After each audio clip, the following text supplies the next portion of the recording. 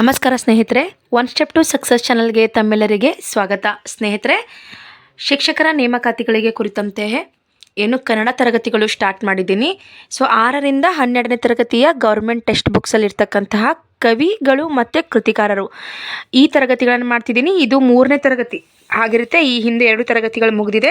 So play list ಮಾಡಿದ್ದೀನಿ. Play ಲಿಸ್ಟಲ್ಲಿ ಹೋಗಿ ನೋಡ್ಕೋಬೋದು. ಯಾರೆಲ್ಲ ಹೊಸದಾಗಿ ನನ್ನ ಚಾನಲ್ ನೋಡ್ತಾ ಇದ್ದರೆ ಸಬ್ಸ್ಕ್ರೈಬ್ ಮಾಡ್ಕೊಳ್ಳಿ.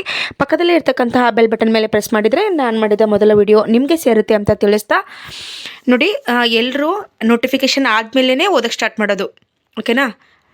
ಯಾಕೆ ಫೇಲ್ಯೂರ್ ಆಗ್ತಾರೆ ಅಂತ ಒಂದು ಪಾಯಿಂಟ್ ಹೇಳಕ್ಕೆ ಹೋಗ್ತೀನಿ ನಿಮಗೆ. ಪ್ರತಿಯೊಬ್ಬರು ಅಂತಂದರೆ ಒಂದು 95% ಜನ ಏನಿದ್ದಾರೆ ಅವರು ನೋಟಿಫಿಕೇಷನ್ ಆದಮೇಲೆ ಓದ್ಲಿಕ್ಕೆ ಬರ್ತಾರೆ. ಸೊ ಆವಾಗ ಬಂದಾಗ ಅಲ್ಲಿ ಫೇಲ್ಯೂರ್ ಆಗೋ ಚಾನ್ಸಸ್ಸು ಕೂಡ 95% ಅವರಿಗಿರುತ್ತೆ. ಸೊ ಹಾಗಾಗಿ ನಿಮ್ಗೆ ನಾನು ಯಾಕೆ ಹೇಳ್ತಿದ್ದೀನಿ ಅಂತಂದರೆ, ಇವಾಗ ಕ್ಲಾಸ್ ಮಾಡಿದ್ರೆ ಯಾರೂ ನೋಡೋದೇ ಇಲ್ಲ, ತುಂಬ ಜನ ನೋಡೋದಿಲ್ಲ. ಸೊ ಯಾವಾಗ ನೋಟಿಫಿಕೇಷನ್ ಆಗುತ್ತೆ ಆವಾಗ ನೋಡ್ಲಿಕ್ಕೆ ಬರ್ತಾರೆ. ಸೊ ನೋಡ್ಲಿಕ್ಕೆ ಬಂದಾಗ ಆಲ್ರೆಡಿ ಎಕ್ಸಾಮ್ ಪ್ರೆಷರ್ ಇರುತ್ತೆ. ಸಮಯ ಅಂತೂ ಕೊಡೋದೇ ಸಾಧ್ಯನೇ ಇಲ್ಲ ಸ್ನೇಹಿತರೆ. ಅವರು ನೋಟಿಫಿಕೇಷನ್ ಆಗೋದೇ ಲೇಟ್ ಅಂದ್ಕೊಳ್ಳಿ ನೀವು. ಒಂದು ವೇಳೆ ನೋಟಿಫಿಕೇಷನ್ ಆದರೆ ಅಬ್ಬಬ್ಬಾ ಅಂದರೆ ನಿಮಗೆ 40 ಡೇಸ್ ಆರ 30 ಡೇಸ್ ಮಾತ್ರ ನಿಮಗೆ ಸಿಗುತ್ತೆ, ಓಕೆನಾ? ಯಾಕೆ ಈ ವಿಚಾರ ಹೇಳ್ತಿದ್ದೀನಿ ಅಂದರೆ, ಆಲ್ಮೋಸ್ಟ್ ಫೇಲ್ಯೂರ್ ಇ ಟಿಯಲ್ಲಿ 3 ಲಕ್ಷ ಜನ ಹಾಕಿದರು. ಅದರಲ್ಲಿ 1 ಲಕ್ಷ ಜನ ಪಾಸ್ ಆದರು, ಸರಿನಾ? 1 ಲಕ್ಷ ಪ್ಲಸ್ ಆಗಿದ್ದಾರೆ ಈ ಸಲ ಪೇಪರ್ 1 ಪೇಪರ್ 2 ಕೂಡಿ 95,000 ಪ್ಲಸ್ ಜನ ಏನಾಗಿದ್ದಾರೆ, ಕ್ವಾಲಿಫೈಡ್ ಆಗಿದ್ದಾರೆ, ಅಥವಾ 97 ಏನೋ ಆಗಿದ್ದಾರೆ ಎಕ್ಸಾಕ್ಟಾಗಿ ಹೇಳಬೇಕಂದ್ರೆ, ಸರಿನಾ? ಸೊ ಉಳ್ಕಿದ 3 ಲಕ್ಷ ಜನ ಯಾವ ಕಡೆ ಹೋದರು? ಅವ್ರಿಗಿರೋ ಪ್ರಾಬ್ಲಮ್ ಏನು ಅಂತಂದರೆ, ಈ 97ರಲ್ಲಿ ಗೌರ್ಮೆಂಟ್ ಟೀಚರ್ಸ್ ಇದ್ದಾರೆ, ಮತ್ತು TET ಬರೆಯೋರಿದ್ದಾರೆ, ಸ್ಕೋರ್ ಮಾಡೋರಿದ್ದಾರೆ, ಕ್ವಾಲಿಫೈಡ್ ಆದರೂ ಕೂಡ ಬರೆಯೋರಿದ್ದಾರೆ. ಇನ್ನು 3 ಲಕ್ಷ ಕಡೆ ಹೋದ್ರು ಇವರು ಅಂತಂದರೆ ಸ್ನೇಹಿತರೆ, ಅವರಲ್ಲಿ ಇರ್ತಕ್ಕಂತಹ ನೆಗ್ಲಿಸೆನ್ಸಿ, ಯಾವಾಗ ನೋಟಿಫಿಕೇಷನ್ ಆಗುತ್ತೆ ಆವಾಗ ನೋಡೋಣ ಅನ್ನೋ ಒಂದು ವಿಚಾರ ಇರುತ್ತೆ. ಅಥವಾ ತಾವೆಲ್ಲರೂ ಖಾಸಗಿ ಶಾಲೆಗಳಿಗೆ ಜಾಬ್ ಮಾಡಲಿಕ್ಕೆ ಹೋಗ್ತಾರೆ. ಹಾಗಾಗಿ ನೀವು ಯಾರೆಲ್ಲ ಸೀರಿಯಸ್ ಆಗಿ GPSTRಗೆ ಅಥವಾ HSTRಗೆ ಅಥವಾ ನಮ್ಮ PSTRಗೆ ರೆಡಿ ಆಗ್ತಿದ್ದೀರಾ, 6ರಿಂದ 12ನೇ ತರಗತಿಯ ತರಗತಿಗಳನ್ನ ಮಾಡ್ತಿದ್ದೀನಿ. ಸುಮ್ಮನೆ ಪ್ರತಿದಿನ ಕೃತಿಕಾರರ ಪರಿಚಯ ಅಂತಕ್ಕಂಥ ಟಾಪಿಕ್ನ ತೊಗೊಂಡಿದ್ದೀನಿ. ಇದು 6ರಿಂದ 10ನೇ ತರಗತಿ ಫುಲ್ ಮುಗಿಸ್ಕೊಡ್ತೀನಿ ನಾನು ನಿಮಗೆ. ಸುಮ್ಮನೆ 10 ನಿಮಿಷ ಟೈಮ್ ಕೊಟ್ಬಿಟ್ಟು ಇದನ್ನು ನೋಡಿದ್ರೆ ಸಾಕು, ನಿಮಗೆ ಏನಂತಂದರೆ ಕಂಪ್ಲೀಟಾಗಿ ಅರ್ಥ ಆಗುತ್ತೆ. ನಿಮ್ಗೆ ಓದುವಾಗ ಜಸ್ಟ್ ರಿವಿಷನ್ ಉಳಿದಿರುತ್ತೆ. ನೋಟಿಫಿಕೇಷನ್ ಆದಾಗ ರಿವಿಷನ್ ಮಾತ್ರ ಇರಬೇಕು. ಇದನ್ನು ಯಾಕೆ ಹೇಳ್ತಿದ್ದೀನಿ ಅಂದರೆ, ಸುಮ್ಮನೆ ಏನೋ ಒಂದು ವಿಡಿಯೋ ಮಾಡಿದಾಗ ತುಂಬ ಜನ ನೋಡ್ತಾರೆ, 25-50 ಸಾವಿರ ತನಕ ವಿಡಿಯೋನ ನೋಡ್ತಾರೆ. ಆದರೆ ಕಂಟೆಂಟ್ ಹಾಕಿದಾಗ, ಕಂಟೆಂಟ್ ಮೀನ್ಸ್ ನಮ್ಮ ಸಿಲೆಬಸ್ಗೆ ಸಂಬಂಧಪಟ್ಟಂತೆ ಹಾಕಿದಾಗ ಕಮ್ಮಿ ಇರುತ್ತೆ ವಿಡಿಯೋ. ಇದನ್ನು ನಾನು ಯಾಕೆ ಹೇಳ್ತಿದ್ದೀನಿ ಸ್ನೇಹಿತರೆ ಅಂದರೆ, ಇಲ್ಲೇ ಗೊತ್ತಾಗಬೇಕು ನಿಮಗೆ ಎಷ್ಟು ಜನ ಸೀರಿಯಸ್ ಓದೋರಿದ್ದಾರೆ ಅಂತ. ನಾನು ನನ್ನ ವಿಡಿಯೋ ಮಾತ್ರ ಮಾತಾಡ್ತಿಲ್ಲ. ಎಂತೆಂಥ ಫೇಮಸ್ ಕರ್ನಾಟಕ ಅಕಾಡೆಮಿ ಇದೆ, ಇವಾಗ ಅನ್ ಅಕಾಡೆಮಿ ಇದೆ, ನಿಮ್ಗೆ ಗೊತ್ತಿದೆ. ತುಂಬ ಜನರ ವಿಡಿಯೋಸ್ ನಡೀತಾ ಇರ್ತವೆ. ಚೇತನ ಮೇಡಮ್ ಅವ್ರದ್ದಿದೆ, ಎಷ್ಟೋ ವಿಡಿಯೋಸ್ ಇರ್ತವೆ. ಬೇಕಾದರೆ ನೀವು ಇದನ್ನು ನೋಡಿ. ನೋಟಿಫಿಕೇಷನ್ ಆದಾಗ ಸಾವಿರಾರು ವಿದ್ಯಾರ್ಥಿಗಳು ನೋಡ್ಲಿಕ್ಕೆ ಬರ್ತಾರೆ. ಅದರಿಗಿಂತ ಹಿಂದೆ ತುಂಬ ಕಡಿಮೆ ವ್ಯೂಸ್ ಇರುತ್ತೆ. ಕಾರಣ ಏನು? ಇವರೆಲ್ಲ ಇರ್ತಕ್ಕಂತಹ ಸೀರಿಯಸನ್ಸ್. ಹಾಗಾಗಿನೇ ನಿಮಗೆ 2% ಅಷ್ಟು ಜನ ಮಾತ್ರ ಸಕ್ಸಸ್ಫುಲ್ ಕಾಣ್ತಾರೆ. ಈ ವಿಚಾರ ನಿಮ್ಗೆ ಯಾಕೆ ಹೇಳಿದೆ ಅಂತ ಗೊತ್ತಾಯ್ತು ಅನ್ಕೋತೀನಿ. ಹಾಗಾಗಿ ನೀವು ಈ ಮಿಸ್ಟೇಕ್ನ ಮಾಡೋಕ್ಕೆ ಹೋಗ್ಬೇಡಿ. ಇನ್ನೊಂದು ಏನು ಇಂಪಾರ್ಟೆಂಟ್ ಸ್ನೇಹಿತರೆ ಅಂತಂದರೆ, 6ರಿಂದ 10ನೇ ಒಂದು ತರಗತಿಯ ತನಕ ನಾನೇನೆಲ್ಲ ಕವಿ ಪರಿಚಯ ಮತ್ತು ಕೃತಿಕಾರರ ಪರಿಚಯ ಮಾಡ್ತೀನಲ್ವ, ಅದ್ರ ಜೊತೆಗೆ ಮತ್ತೆ MCQ ಮಾಡ್ತೀನಿ. ಇದ್ರ ಕೆಳಗಡೆನೇ MCQs ತೊಗೊಂಡಿದ್ದೀನಿ. ಪ್ರತಿಯೊಂದು ತರಗತಿಯಲ್ಲಿ 2 ಥಿಯರಿ MCQ 2 ಮುಗಿಸ್ಕೊಡ್ತೀನಿ. ಆ ಒಂದು ಪೆಂಡಿಂಗ್ ಇಡೋದಿಲ್ಲ ಏನು ಕೂಡ. ಇದನ್ನು ಕಂಟಿನ್ಯೂಸ್ ಆಗಿ ಮಾಡ್ತಿದ್ದೀನಿ. ಪ್ಲೇ ಲಿಸ್ಟ್ ಮಾಡಿದ್ದೀನಿ. ಯಾರಿಗಾದರೂ ಇದರ PDF ಬೇಕಾಗಿದ್ದರೆ ಸ್ನೇಹಿತರೆ, PDF ಬೇಕಾಗಿದ್ದರೆ ನೋಡಿ, ಪಾಸ್ ಮಾಡಿ ಸ್ಕ್ರೀನ್ಶಾಟ್ ತೊಗೋಬೋದು. ನಿಮ್ಮ ಹತ್ರ ಸಮಯ ಇದ್ದರೆ ನೀವು ನೋಟ್ಸ್ ಮಾಡ್ಕೋಬಹುದು. ಇದ್ರ ಬಗ್ಗೆ ನಾನು ಹೇಳೋದಿಲ್ಲ, ಅದು ನಿಮ್ಮ ವಿಚಾರ. ಆದರೆ ಯಾರಾದರೂ ಖಾಸಗಿ ಶಾಲೆಗಳಿಗೆ ಹೋಗಿದ್ದರೆ ನಂಗೆ ನೋಟ್ಸ್ ಮಾಡ್ಕೊಳ್ಳಿಕ್ಕಾಗಂಗಿಲ್ಲ, ಪಾಸ್ ಮಾಡಲಿಕ್ಕಾಗಂಗಿಲ್ಲ ಅಂತ ಅಂದರೆ, ನಿಮಗೆ ಇಡೀ 6ರಿಂದ 12ನೇ ತರಗತಿಯ ಕೃತಿಕಾರರ ತರಗತಿ ಮಾಡ್ತೀನಲ್ಲ, ಇದು 50 ರೂಪಾಯಲ್ಲಿ ನಿಮಗೆ ಸಿಗುತ್ತೆ. ಕೇವಲ 50 ರೂಪಾಯಲ್ಲಿ 6ರಿಂದ 10ನೇ ತರಗತಿಯ ಕೃತಿಕಾರರ ಪರಿಚಯ ಒಂದೇ ಕಡೆಗೆ, ಜೊತೆಗೆ MCQ ಸಿಗುತ್ತೆ. ಈಗ ನಾನು ಏನು ತರಗತಿ ಮಾಡ್ತಿದ್ದಿಲ್ಲ, ಇದೇ PDFನ ನಾನು ನಿಮಗೆ ಸೆಂಡ್ ಮಾಡ್ತೀನಿ, ಸರಿನಾ? ನಾನು ಏನು ಮಾಡ್ತಾ ಇದ್ದೀನಿ, ಯಾಕಂದರೆ ತುಂಬ ಜನರ ಜೊತೆ ಏನಿಲ್ಲ ಅಂತಂದರೆ ಸಮಯ ಇರದೇ ಇರೋ ಕಾರಣಕ್ಕೆ ಅವರಿಗೆ ನೋಟ್ಸ್ ಮಾಡೋಕ್ಕೆ ಆಗಲ್ಲ. ಇದು ನಿಮ್ಮ ಪರ್ಸ್ನಲ್, ನಿಮಗೆ ಬಿಟ್ಟಂಥದ್ದು, ಓಕೆ? ಬನ್ನಿ ತರಗತಿನ ಸ್ಟಾರ್ಟ್ ಮಾಡೋಣ ಸ್ನೇಹಿತರೆ. ಕೃತಿಕಾರರ ಪರಿಚಯ ಇದೆ, ಬನ್ನಿ. ಲೈಕ್ ಮಾಡೋದ್ರ ಜೊತೆಗೆ ಹೈಪ್ ಮಾಡಿ ಪಾಯಿಂಟ್ಸ್ ನೀಡಿ. ಇದಂತೂ ಫ್ರೀ ಆಗಿರುತ್ತೆ ನಿಮಗೆ, ಹೈಪ್ ಮಾಡಿ ಪಾಯಿಂಟ್ಸ್ ಕೊಡೋದು. ಇದರಿಂದ ನನ್ನ ತರಗತಿಗಳು ಮಾಡಲಿಕ್ಕೆ ನನಗೆ ಮೋಟಿವೇಶನ್ ಸಿಕ್ಕಂಗೆ ಆಗುತ್ತೆ ಸ್ನೇಹಿತರೆ. ಇದು ಫ್ರೀ ಆಗಿರುತ್ತೆ. ಹೈಪ್ ಮಾಡಿ, ಲೈಕ್ ಬಟನ್ ಆದ ತಕ್ಷಣ ಒಂದೆರಡು ಆಪ್ಷನ್ಸ್ ಆದ ತಕ್ಷಣ ಇರುತ್ತೆ ನೋಡಿ, ಹೈಪ್ ಮಾಡಿ. ಓಕೆ, ಬನ್ನಿ ಶ್ರೀ MG ನಾಗರಾಜ್ ಅವರ ಕುರಿತು ಇವತ್ತು ನೋಡ್ತಾ ಹೋಗೋಣ. ಇವರು ವಿದ್ಯಾರ್ಥಿಗಳ ಅಚ್ಚುಮೆಚ್ಚಿನ ಉಪಾಧ್ಯಾಯರಾಗಿದ್ದರು. ನೆನಪಿರಲಿ, ಇವರ ಉದ್ಯೋಗ ತುಂಬ ಇಂಪಾರ್ಟೆಂಟ್ ಆಗುತ್ತೆ. ಇವರು ಉಪಾಧ್ಯಾಯರಾಗಿದ್ದರು. ಇವರ ಮಕ್ಕಳ ಒಂದು ಬುದ್ಧಿಗೆ ಚುರುಕು, ಮನಸ್ಸಿಗೆ ಆನಂದ ನೀಡ್ತಕ್ಕಂತಹ ಕಥೆಗಳನ್ನು ಬರಿತಾ ಇದ್ರು. ಯಾರು? MG ನಾಗರಾಜ್ ಅವರು. ಈ ಒಂದು 6ನೇ ತರಗತಿಯಲ್ಲ ಇರ್ತಕ್ಕಂತಹ ಒಂದು ನರಿ ದ್ರಾಕ್ಷಿ ಟೊಮೊಟೊ ಅಂತಕ್ಕಂಥ ಒಂದು ಕತೆ ಇವರು ಬರೆದಿದ್ದು. ಇದು ಚಿಕ್ಕ ದೊಡ್ಡ ಕಥೆಗಳ ಒಂದು ಪುಸ್ತಕದಿಂದ ಆರಿಸಲಾಗಿದೆ. ಇಲ್ಲಿ ಏನು ಇಂಪಾರ್ಟೆಂಟು, ಇವರ ಉದ್ಯೋಗ ಉಪಾಧ್ಯಾಯ ಆಗಿದ್ದರು. ಇವರು ಯಾವ ರೀತಿಯ ಒಂದು ಪುಸ್ತಕಗಳನ್ನು ಬರಿತಾ ಇದ್ರು ಅಂದರೆ ಬುದ್ಧಿ ಚುರುಕು ಮತ್ತು ಮನಸ್ಸಿಗೆ ಆನಂದ, ಈ ಕಥೆಗಳನ್ನು ಬರಿತಿದ್ರು. ಪ್ರಸ್ತುತ ಇರ್ತಕ್ಕಂತಹ ನರಿ ದ್ರಾಕ್ಷಿ ಟೊಮೊಟೊ ಅಂತಕ್ಕಂಥ ಕಥೆಯನ್ನು ಚಿಕ್ಕ ದೊಡ್ಡ ಪುಸ್ತಕ ಕಥೆಗಳಿಂದ ತೆಗೆದುಕೊಳ್ಳಲಾಗಿದೆ. ಓಕೆ, ಇದು ತುಂಬಾ ಚಿಕ್ಕ ಇನ್ಫಾರ್ಮೇಷನ್, ತುಂಬಾ ಚಿಕ್ಕ ವಿಡಿಯೋ ಆಗುತ್ತೆ ಅಂತ ಅಂದ್ಕೊಂಡು ನಾನು ಇನ್ನೊಬ್ಬರ ಕೃತಿಯನ್ನು ತೊಗೊಂಡಿದ್ದೀನಿ ಸ್ನೇಹಿತರೆ. ಇವು ಜಸ್ಟ್ 4 ಲೈನ್ ಮಾತ್ರ ಇದೆ. ಹಾಗಾಗಿ ನಾನು 2 ತೊಗೊಂಡಿದ್ದೀನಿ. ಇನ್ನೊಬ್ಬರ ಕೃತಿಕಾರರನ್ನು ನೋಡ್ತಾ ಹೋಗೋಣ. ಇದ್ರ ಬಗ್ಗೆ MCQs ಇದೆ ಕೆಳಗಡೆ. ವಿಡಿಯೋನ ಏನು ಮಾಡಬಾರ್ದು, ಸ್ಕಿಪ್ ಮಾಡಬಾರ್ದು, ಫುಲ್ಲಾಗಿ ವಿಡಿಯೋ ನೋಡಿದ್ರೆ ನಿಮಗೇ ಅನುಕೂಲ. ಓಕೆನಾ? ಬನ್ನಿ ಈಗ ಪಗು ಸಿದ್ದಾಪುರ ಅವ್ರ ಬಗ್ಗೆ ತಿಳಿದುಕೊಳ್ಳೋಣ. ಯಾರು ಪಗು ಸಿದ್ದಾಪುರ ಅವರು? ಇವರು ವಿಜಾಪುರ ಜಿಲ್ಲೆಯ ದಾಶಾಳ ಗ್ರಾಮದವರು. ಓಕೆ, ಯಾವ ಗ್ರಾಮದವರು? ವಿಜಾಪುರ ಜಿಲ್ಲೆಯ ದಾಶಾಳ ಗ್ರಾಮದವರು. ನೋಡಿ, ಗ್ರಾಮ ನೆನಪಿರ್ಲಿಕ್ಕಿಲ್ಲ, ಬಟ್ ಡಿಸ್ಟಿಕ್ನ ಕೇಳ್ತಾರೆ, ನೆನಪಿರಲಿ. ಮಕ್ಕಳ ಕವಿಗಳೆಂದು ಹೆಸರು ಇವರಿಗೆ, ಮಕ್ಕಳ ಕವಿಗಳೆಂದು ಕರೀತಾರೆ. ಇವರು ರಾಜ್ಯ ಪ್ರಶಸ್ತಿ ಪುರಸ್ಕೃತ ಚಿತ್ರಕಲಾ ಶಿಕ್ಷಕರಾಗಿದ್ದರು. ಓಕೆ, ಯಾವ ಶಿಕ್ಷಕರಾಗಿದ್ದರು? ಚಿತ್ರಕಲಾ ಶಿಕ್ಷಕರಾಗಿದ್ದರು. ಇವರಿಗೆ ರಾಜ್ಯ ಪ್ರಶಸ್ತಿ ಕೂಡ ಸಿಕ್ಕಿದೆ. ಇವರಿಗೆ ಕರ್ನಾಟಕ ಸಾಹಿತ್ಯ ಅಕಾಡೆಮಿ ಪ್ರಶಸ್ತಿ ಕೂಡ ಸಿಕ್ಕಿದೆ.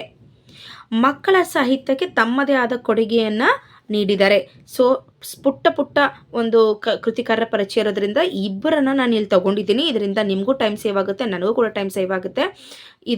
ಇದನ್ನು ನಾನು PDF ಮಾಡಿಕೊಂಡು ಇವ್ರ ಬಗ್ಗೆ MCQ ತಗೊಳ್ಳೋಕ್ಕೆ ನನಗೂ ಕೂಡ ಸಮಯ ಬೇಕಾಗುತ್ತೆ. ಹಾಗಾಗಿ ಸ್ನೇಹಿತರೆ, ವಿಡಿಯೋ ಕುರಿತು ನಿಮ್ಗೆ ಏನು ಅನಿಸುತ್ತೆ ಅಂತ ಏನು ಮಾಡಬೇಕು, ಕಮೆಂಟ್ ಮಾಡಬೇಕು.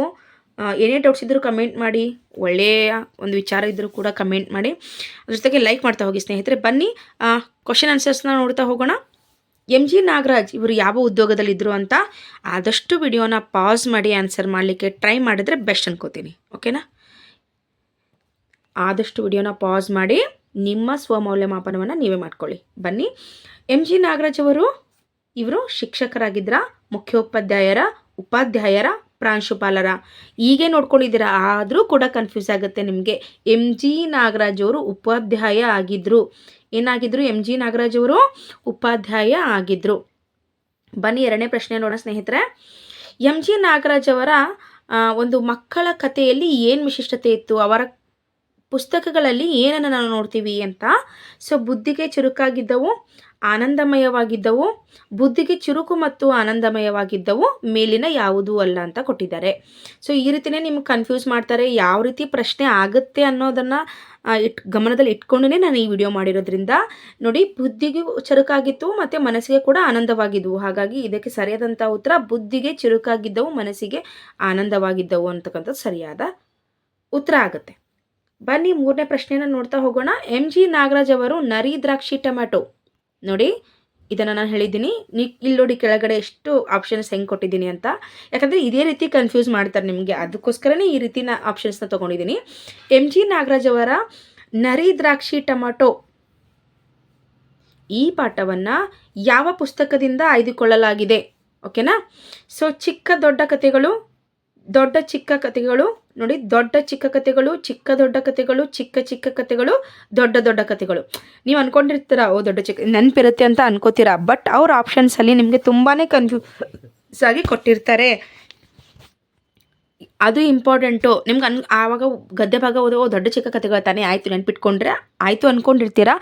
ಬಟ್ ಇತ್ತೀಚೆಗೆ ಬರ್ತಕ್ಕಂತಹ ಕ್ವಶನ್ ಪೇಪರ್ಸ್ ತುಂಬಾ ಡಿಫಿಕಲ್ಟ್ ಲೆವೆಲ್ ಆಗಿರೋದ್ರಿಂದ ಈ ರೀತಿಯ ಕನ್ಫ್ಯೂಸ್ ಅದೇ ಪದಗಳಲ್ಲಿ ಹಿಂದೆ ಮುಂದೆ ಮಾಡಿ ಕೊಡ್ತಾರೆ. ಹಾಗಾಗಿ ಇದು ಸರಿಯಾದ ಉತ್ತರ ದೊಡ್ಡ ಚಿಕ್ಕ ಕಥೆಗಳು.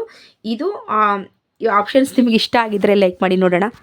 ಓಕೆ, ಸೊ ಬನ್ನಿ ನೆಕ್ಸ್ಟ್ ಪ್ರಶ್ನೆಗೆ ಹೋಗೋಣ ಸ್ನೇಹಿತರೆ.